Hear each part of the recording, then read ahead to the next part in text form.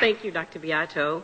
4.5 months ago, I never would have dreamed of myself standing here, but it was after several days of feeling unusually exhausted that I went to see my doctor. My vital signs were okay. My blood pressure, my cholesterol were normal, and I had no diagnosis of diabetes.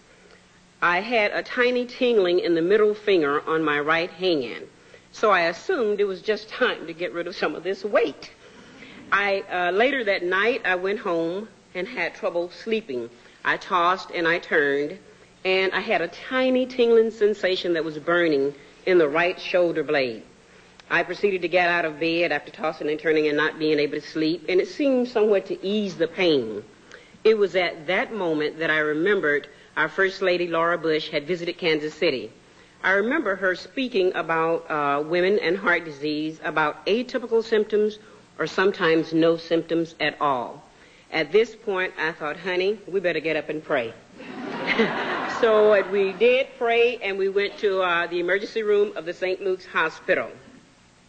The doctor on call, after doing studies and tests, did indeed inform me that there were some unusual characteristics going on. Later on, it was determined that I'd had a mild heart attack.